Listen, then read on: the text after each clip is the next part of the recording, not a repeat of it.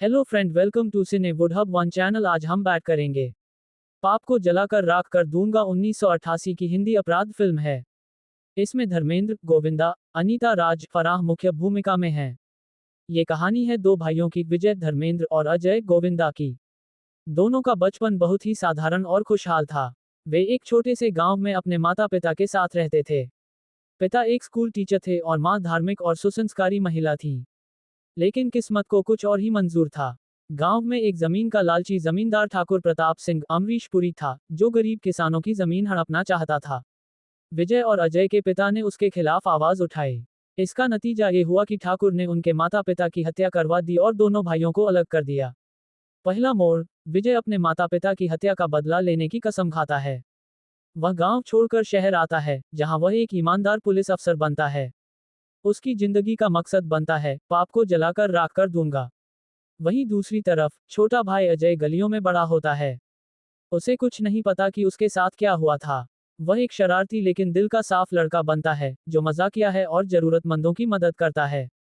वह छोटा मोटा काम करके जीवन गुजारता है। उसे नाच गाना पसंद होता है और वह लोगों को हंसाना जानता है। दूसरा मोड़, ठाकुर अब शहर में भी अपनी ताकत बढ़ा रहा है।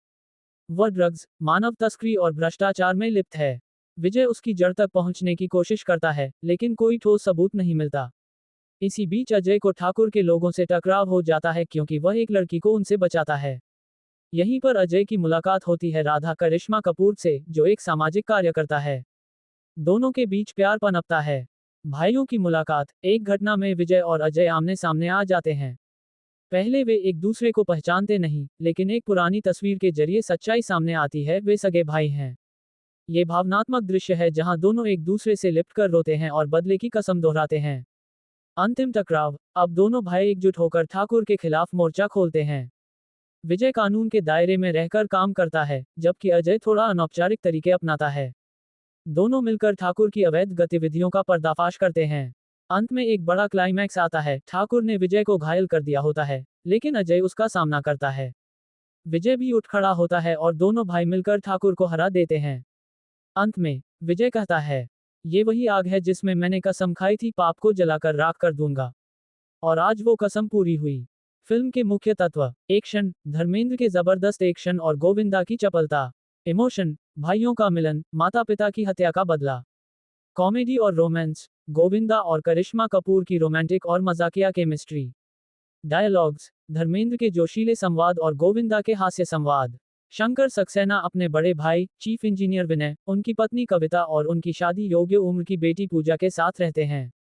शंकर एक अंडरकवर सीबीआई अधिकारी है, एक ऐसा तथ्य जो हाल ही तक परिवार के बाकी सदस्यों से छिपा हुआ था। विनय चाहता है कि पूजा दीपक मल्होत्रा से शादी करे, जो उसके कार्यालय में काम करता है, और वह इस बात से बिल्कुल अनजान है कि दीपक और पूजा पहले ही मिल चुके हैं और एक दूसरे से बहुत प्यार करते हैं।